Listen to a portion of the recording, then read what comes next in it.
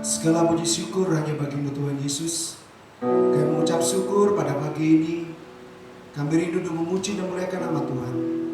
Turunlah berkat-Mu pada kami semua Bapa, bagi yang di rumah, di dalam kos maupun dalam perjalanan, sehingga berkat Tuhan berlimpah-limpah dalam kami memuji dan memuliakan nama Tuhan. Terima kasih Bapa, kami memuji dan memuliakan Tuhan hanya dalam berkat nama Tuhan Yesus Kristus. Haleluya, amin. Haleluya. Shalom jemaat yang dikasihi Tuhan. Mari kita siapkan hati kita untuk memuji nama Tuhan kita. Biarlah sukacita surga nyata belum memenuhi setiap hati kita.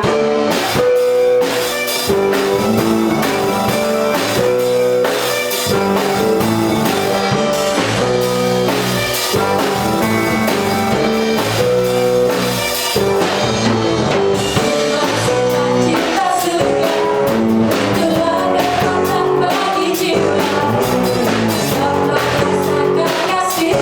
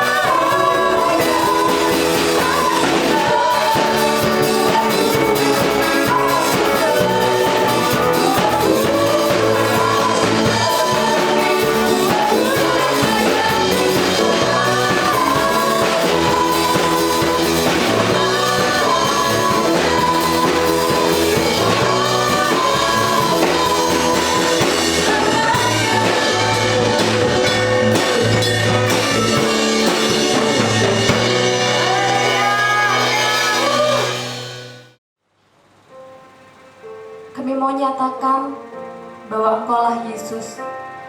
Engkaulah yang lebih bisa daripada setiap pergumulan kami Tuhan, masalah kami, apapun yang kami hadapi Tuhan.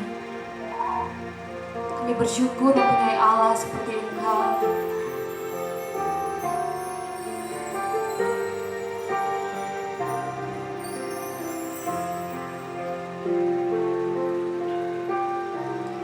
Yesus terlebih besar, Yesus terlebih besar di dalamku, di dalamku.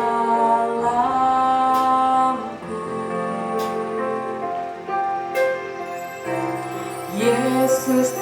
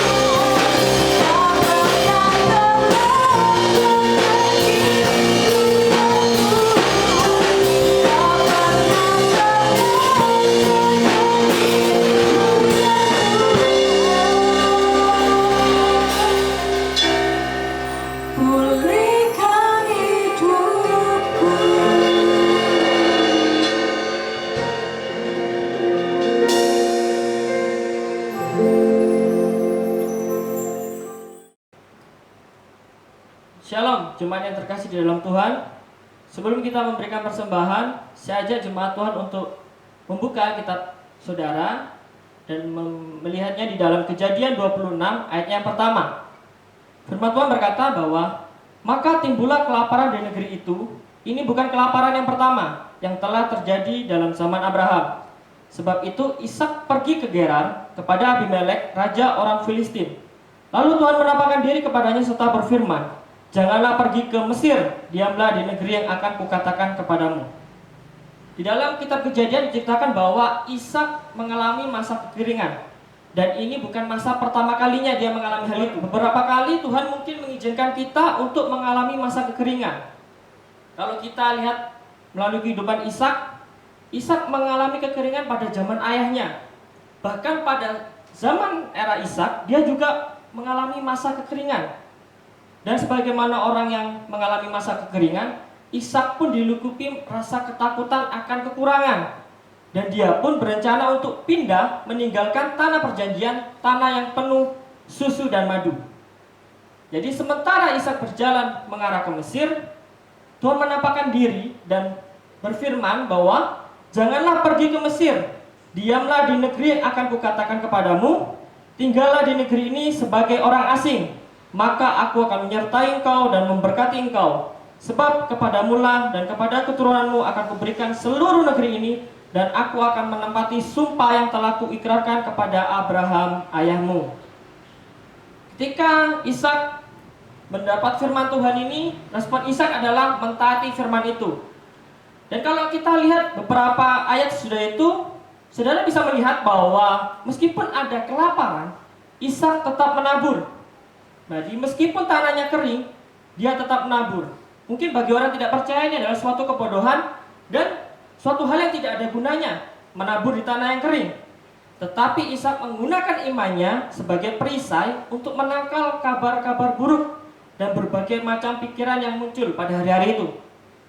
Namun Ishak lebih meyakini firman Tuhan, kalau dia tidak menabur, maka dia tidak akan menuai. Dan Ishak pun menabur di tanah tersebut, walaupun pada saat itu adalah saat-saat yang sulit dalam hidupnya. Dan pada akhirnya dia pun menuai di tahun itu 100 kali lipat, dan Tuhan memberkati Ishak. Kalau kita lihat di dalam Kejadian 26 ayatnya 12-13, firman Tuhan berkata bahwa maka menaburlah Ishak di tanah itu, dan dalam tahun itu juga ia mendapat hasil 100 kali lipat, sebab ia diberkati Tuhan. Dan orang itu menjadi kaya, bahkan kian lama kian kaya, sehingga ia menjadi sangat kaya. Amin. Jadi di masa kekeringan Ishak menabur, dan di masa kekeringan pula dia menuai 100 kali lipat.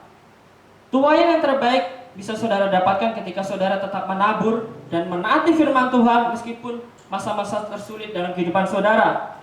Dan apabila ada orang yang berani memutuskan untuk mentaati firman Tuhan, tidak peduli betapa sukarnya dan betapa buruknya situasi ekonomi yang terlihat, Tuhan akan menyatakan janji-janjinya dalam kehidupan saudara. Tuhan Yesus memberkati. Persiapkan persembahan saudara, dan sebelum itu saya ajak jemaat Tuhan untuk kita bersama-sama untuk berdoa.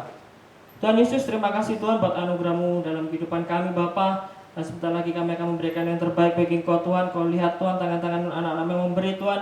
Kami percaya janji-janji-Mu Engkau curahkan dalam kehidupan kami Bapa. Berkati setiap anak-anak yang memberi Tuhan, baik persembahan maupun perbulan milik Engkau Tuhan. Engkau berjanji Engkau bukakan tikar-tikar lagi 30, 60, bahkan 100 kali ganda Tuhan. Kami mau memberi yang terbaik bagi Kau Tuhan, di dalam nama Tuhan Yesus Kristus. Haleluya. Amin. Selamat memberi. Tuhan Yesus memberkati. Terima kasih untuk hadirat-Mu yang sudah kami rasakan. Terima kasih Tuhan untuk kesempatan kami bisa beribadah kembali. Dan tiba saatnya kami akan mendengarkan firman Tuhan. Bila firman Tuhan boleh menjadi kekuatan bagi hidup kami. Di tengah-tengah situasi yang sukar, kami boleh mendapatkan sebuah kekuatan supranatural, sehingga kami boleh melewati waktu-waktu ini dengan kemenangan yang kami peroleh Tuhan. Kami siapkan hati kami untuk mendengarkan firman Tuhan di dalam nama Tuhan Yesus Kristus. Haleluya. Amin. Puji Tuhan. Selamat pagi Bapak Ibu yang dikasihi Tuhan.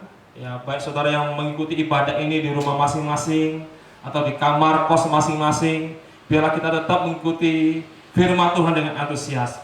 Minggu ini saya akan membagikan kepada saudara tentang kekuatan sebuah harapan.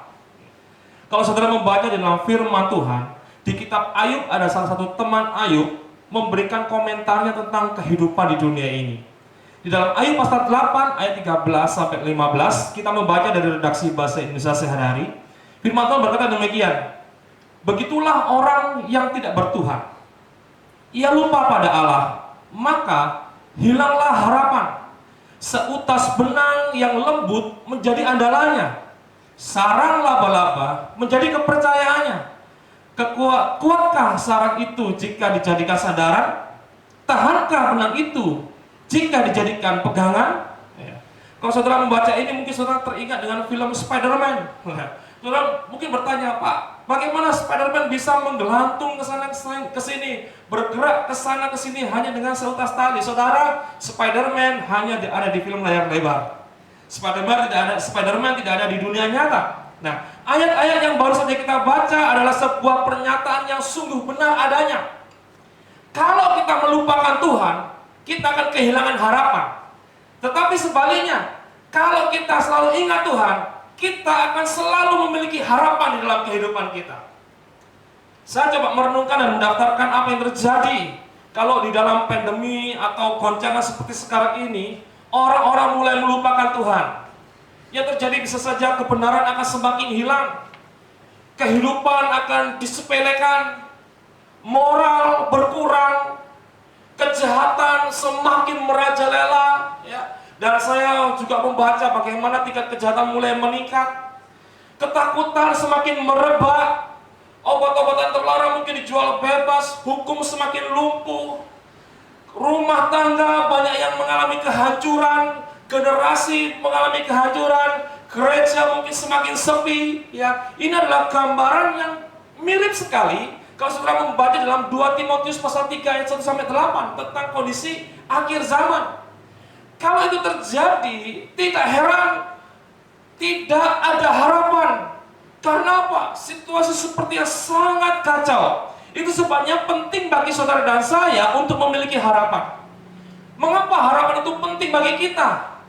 Mari kita lihat bersama-sama di dalam Ibrani pasal 6 ayat 19. Kita membaca dengan suara yang terdengar, Bapak Ibu yang dikasih Tuhan. Dikatakan, pengharapan itu adalah sebuah sauh yang kuat dan aman bagi jiwa kita, yang telah dilabuhkan sampai ke belakang tabir. Pengharapan adalah sesuatu yang kuat dan aman bagi saudara dan saya, bagi jiwa kita. Karena pengharapan kita itu terkait sampai ke belakang tabir. Apa maksudnya ke belakang tabir? Ke belakang tabir maksudnya di mana ada hadirat Tuhan situ, ruang maha kudus, kekekalan di mana Tuhan bertahta. Artinya ketika kita memiliki pengharapan, maka pengharapan itu seperti jangkar yang menghubungkan kita atau mengaitkan kita dengan sesuatu yang kekal, sesuatu yang tidak bisa digoncang oleh arus dunia ini, sesuatu yang tidak bisa digoncang oleh ombak dunia ini. Dan itu adalah sesuatu yang luar biasa di mana Tuhan bertahta. Ada orang yang pernah berkata, engkau bisa hidup 40 hari tanpa makanan, engkau bisa hidup 3 hari tanpa air, engkau bisa hidup 8 menit tanpa udara, tetapi engkau tidak bisa hidup sedetik pun tanpa harapan. Jadi saudara dan saya perlu harapan untuk tetap hidup. Kita perlu memiliki harapan. Dikatakan bahwa harapan itu seperti jangkar. Apa guna jangkar bagi sebuah kapal? Penting sekali Bapak Ibu. Jangkar menjaga supaya kapal tidak terbawa arus, tidak hanyut. Kalau orang Surabaya ngomongnya kenter, ya itu ya. Tidak terhanyut oleh arus. Untuk menjaga stabilitas kapal di tengah badai. Dan inilah hal yang kita butuhkan di dalam hidup kita. Kita perlu memiliki harapan dalam hidup ini. Karena hidup ini diibaratkan seperti kapal yang membutuhkan jangkar agar tidak terbawa oleh arus dan tetap stabil walaupun badai sedang menerpa kehidupan kita. Saya beritahu kepada Bapak Ibu semua bahwa Alkitab berkata jangkar kita itu bukan uang. Jangkar kita bukan jabatan yang kita miliki. Jangkar kita bukan pekerjaan yang kita punya. Jangkar kita bukan harta yang kita miliki. Jangkar kita adalah pengharapan yang kita miliki. Arus dunia akan selalu berusaha menarik saudara dan saya, menghanyutkan kita dari Tuhan, menghanyutkan kita dari kebenaran, menarik kita dari kesetiaan kepada Tuhan, membuat kita jauh dari kasih karunia Tuhan. Itu sebabnya saudara dan saya perlu memiliki jangkar, dan itu adalah harapan kita. Jangkar menjaga stabilitas atau kestabilan kapal pada waktu ada di tengah laut. Jangkar yang kuat dikaitkan dengan sebuah batu karang atau sesuatu yang kuat, sehingga kapal itu tidak mudah tergoyangkan, tidak mudah diombang-ambingkan. Kalau saudara melihat rantai dalam jangkar, satu rantai itu bisa sampai beratnya 180 kg. Dan jangkar terbesar di dunia kurang lebih beratnya itu 75 ton, saudara. Poinnya adalah semakin besar kapal, maka perlu jangkar yang lebih besar lagi. Kalau saudara memiliki kehidupan yang besar, maka saudara perlu memiliki harapan, perlu memiliki pengharapan di dalam Kristus, karena Kristus adalah kekuatan bagi kehidupan kita. Saudara butuh pengharapan yang besar, karena Yesus yang besar akan selalu menopang saudara. Yesus yang besar akan selalu menjaga kita. Kalau sudah perhatikan, angin yang bertiup kencang itu menyapu semua kapal, baik kapal yang sedang berlabuh maupun kapal yang sedang berjalan. Artinya apa? Jangan kaget kalau angin, badai kehidupan ini akan menerpa kehidupan kita, baik yang saudara yang sudah pensiun maupun saudara yang masih usia produktif. Tidak mengenal usia, tidak mengenal siapa kita. Semua pasti ketika angin berhembus akan tersapu oleh angin. Itu sebabnya kita perlu memiliki jangkar. Angin yang menerpa, badai yang menerpa bisa berupa krisis finansial, bisa berupa krisis kesehatan, hubungan, krisis mental, krisis fisik. Itu sebabnya kita perlu memiliki jangkar yang kuat, sehingga ketika krisis itu terjadi, kita tetap memiliki kekuatan dalam hidup ini. Jadi itu yang perlu kita perhatikan bersama-sama. Lalu, dari mana kita memperoleh jangkar dalam hidup kita? Dari mana kita perlu mendapatkan harapan dalam hidup ini? Banyak orang, ketika mereka mengalami goncangan dalam hidup, mereka memilih jangkar yang lainnya selain Tuhan. Mereka menggantungkan harapan mereka kepada hanya obat-obatan untuk sakit mereka. Mereka bergantung kepada orang lain untuk menghibur mereka. Mereka bergantung kepada situasi yang mereka harapkan supaya membaik, menolong mereka. Tidak bisa, saudaraku. Kita perlu ketahui bahwa untuk memiliki harapan yang sejati itu didasarkan atas kebenaran firman Tuhan, bukan pada perasaan kita. Mari sama-sama katakan setelah saya, harapan sejati didasarkan atas kebenaran firman Tuhan dan bukan perasaan. Apa yang firman Tuhan ajarkan? Supaya kita memiliki harapan di dalam situasi yang sulit, di dalam situasi yang sukar, supaya harapan kita muncul kembali, sehingga walaupun badai menerjang, goncangan itu akan memang membuat kita goncang, tetapi tidak akan membuat kita terhanyut. Yang pertama, kita perlu ketahui, harapan bangkit ketika kita mengingat kasih setia Tuhan.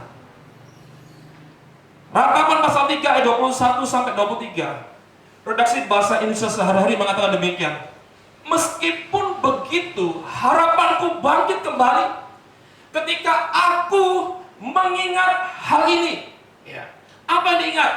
Kasih setia Tuhan kekal abadi, rahmatnya tak pernah habis, selalu baru setiap pagi, sungguh Tuhan setia sekali.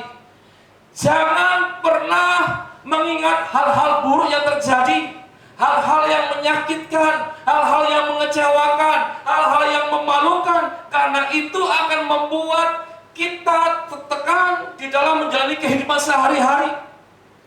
Ketika kita mengingat hal-hal tersebut, maka yang kita pikirkan adalah hal-hal yang buruk dan membuat kita tidak berbahagia, tidak memiliki sukacita dalam menjalani hari-hari yang kita lalui.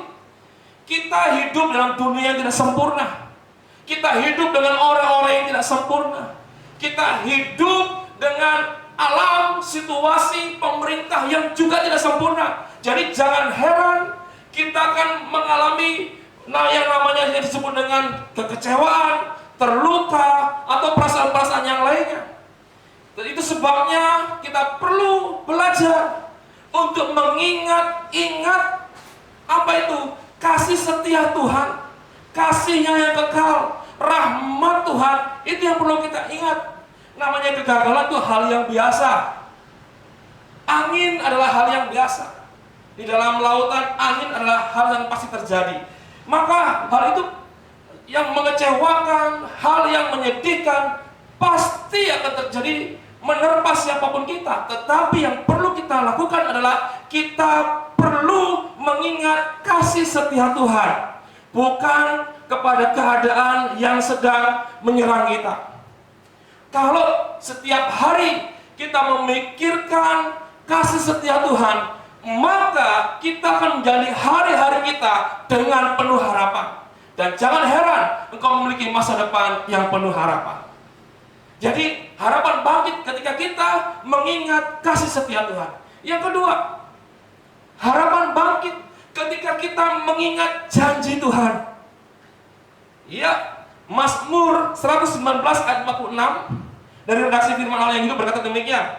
Janganlah melupakan janji-janjimu kepadaku, hamba-Mu, karena itulah satu-satunya harapanku. Janji-janjimu menguatkan aku dalam segala kesusahanku dan menyegarkan serta menghidupkan aku. Oh, haleluya. Harapan kita bangkit ketika kita mengingat kasih setia Tuhan. Harapan kita juga bangkit ketika kita mengingat janji-janji Tuhan yang menjadikan kita kuat dalam segala kesusahan kita. Adalah janji-janji Tuhan yang menyegarkan kita, yang membuat kita mampu menghidupkan kita adalah janji-janji Tuhan, bukan yang lainnya. Walaupun saat ini ada beberapa janji Tuhan yang masih belum digenapi, tapi percayalah, saudara harus ketahui bahwa Tuhan tidak pernah mengingkari janjinya. Walaupun janji itu belum digenapi, mengingat janji Tuhan menurut firman Tuhan itu sudah memunculkan kekuatan. Mengingat janji Tuhan memunculkan harapan. Mengingat janji Tuhan menyegarkan dan menghidupkan kita. Wow, haleluya. Ya.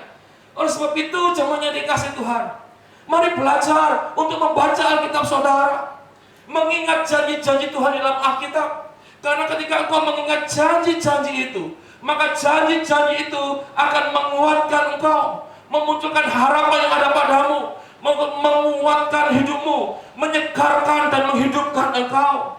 Semangat yang patah akan disegarkan kembali ketika engkau mengingat janji-janji Tuhan. Harapan yang mati disegarkan kembali, dihidupkan kembali ketika engkau mengingat janji-janji Tuhan. Mazmur 18 ayat 31 berkata demikian. Perbuatan Allah sempurna, janji Tuhan dapat dipercaya. Ia seperti perisai bagi semua yang berlindung kepadanya. Puji Tuhan, janji Tuhan dapat dipercaya.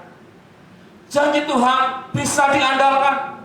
Itu sebabnya jemaat jadi kasih Tuhan, pada situasi yang sukar ini, ya, kita perlu mengingat kasih setia Tuhan. Kita perlu mengingat janji Tuhan.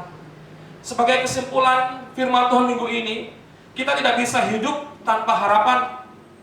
Kapal yang besar dengan segala fasilitasnya, dengan segala kecanggihan yang dimilikinya, kapal tersebut masih memiliki jangkar untuk supaya dia bisa bertahan. Demikian juga dalam kehidupan kita. Kita tidak hanya bisa mengandalkan keterampilan kita. Kita tidak hanya bisa mengandalkan kemampuan kita. Kita tidak bisa hanya mengandalkan kepintaran atau kelebihan untuk bisa tetap hidup.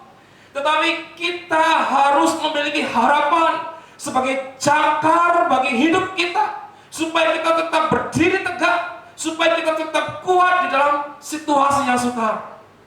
Kasih Tuhan dan janji Tuhan adalah hal-hal yang membangkitkan harapan di dalam kehidupan kita.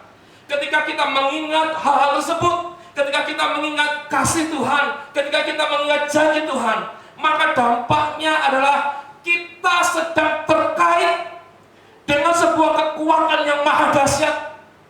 Kita sedang terhubung dengan kekuatan yang tidak tergoyahkan, dan Dia adalah Bapa kita. Oleh sebab itu, Bapak Ibu yang dikasihi Tuhan, mari pada pagi hari ini, mungkin beberapa di antara saudara sedang menghadapi saat-saat yang menyakitkan, saat-saat yang berat, tetapi biarlah pada pagi hari ini engkau tetap memiliki harapan dengan cara engkau mengingat kasih Tuhan dan engkau mengingat janji-janji Tuhan di dalam kehidupanmu. Maka harapan akan muncul, engkau akan bertahan dan tampil sebagai pemenang di dalam kehidupan ini. Tuhan Yesus memberkati. Mari sama-sama kita menyembah Tuhan, kita masuk dalam hadirat Tuhan. Haleluya, haleluya. Puji Tuhan. Mari kita siapkan hati kita bersama-sama. Kita mau katakan bahwa kita membutuhkan Yesus dalam hidup kita. Ku perlu Engkau Yesus, haus jiwaku menantikanmu. Ku percaya Kau penuh pengharapanku di dalam-Mu.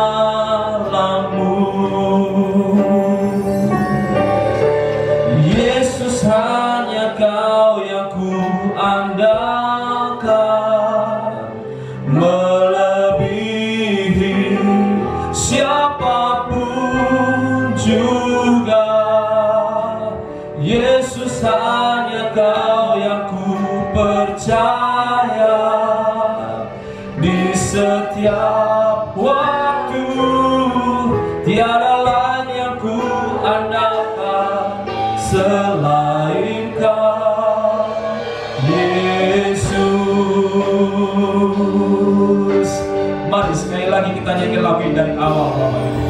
Ku perlu Engkau Yesus, haus jiwaku menantikanmu.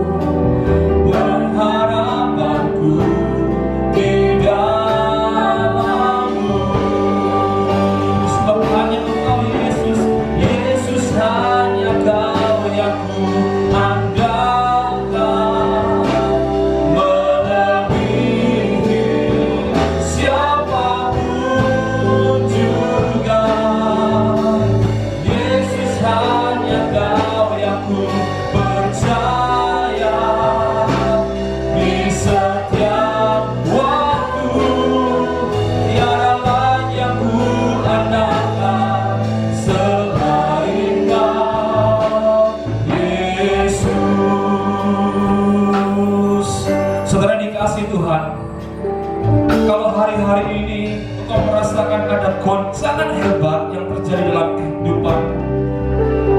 Ada badai yang menerpa kehidupanmu, baik itu dalam area keuangan, kesehatan, hubungan, apapun itu. Yang perlu kita lakukan adalah kita menyadari bahwa kita membutuhkan Yesus dalam kehidupan kita, karena Yesus adalah harapan bagi kita. Yesus membuat kita memiliki kekuatan, memiliki kestabilan dalam goncangan yang sedang menerpa kehidupan kita. Karena dengan berharap kepada Yesus, kita sedang terhubung dengan kekuatan yang maha dahsyat, sehingga kita tetap ada di tempat yang semestinya kita berada. Pada pagi hari ini, kalau engkau menyadari bahwa engkau sedang dalam goncangan hebat, ada kesulitan yang besar, mari saat ini engkau datang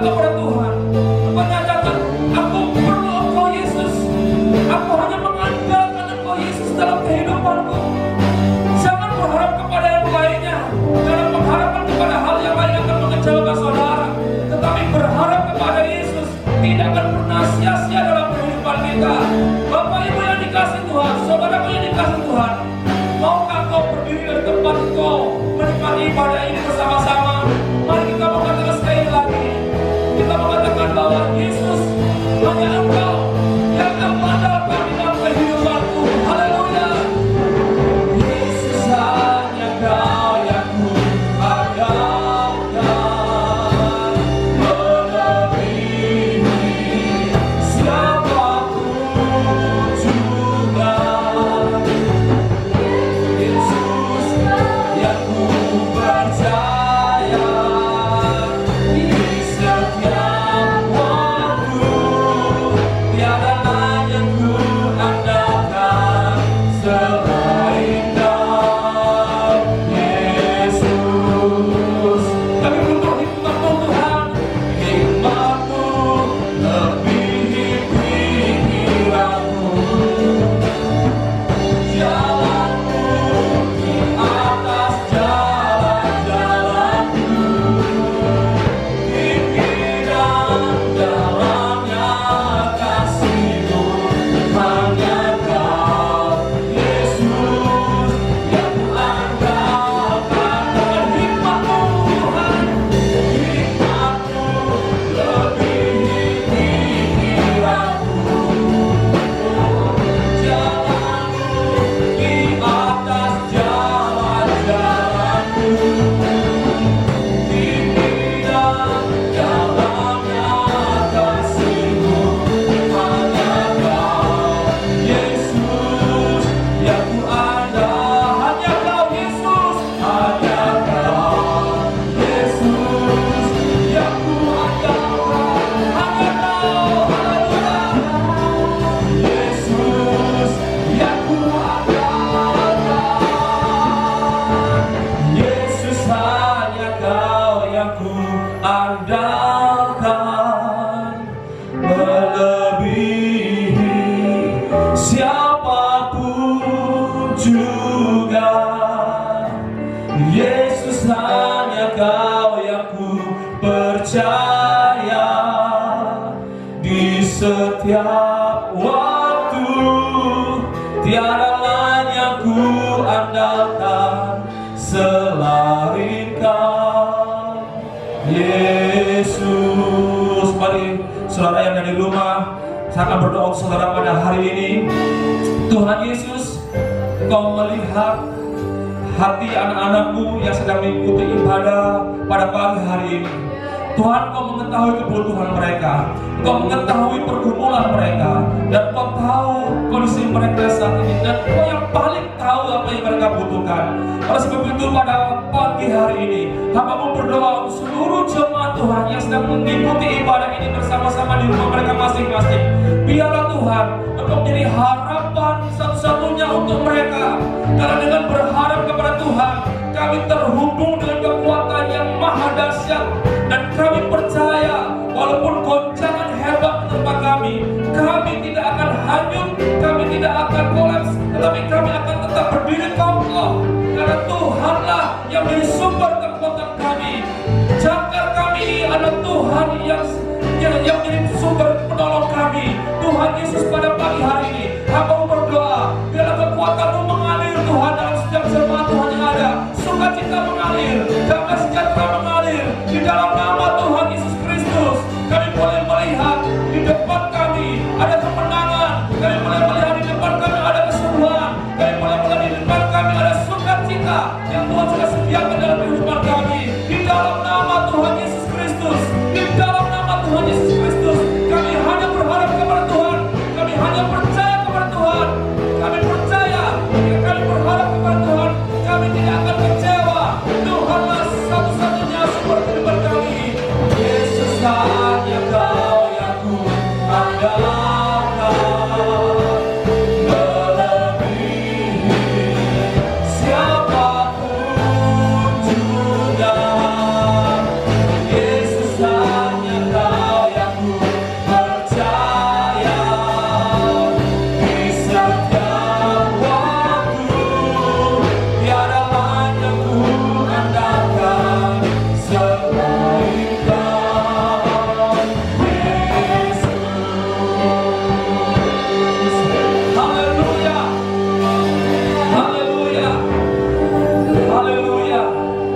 kami mau berharap kepada Tuhan.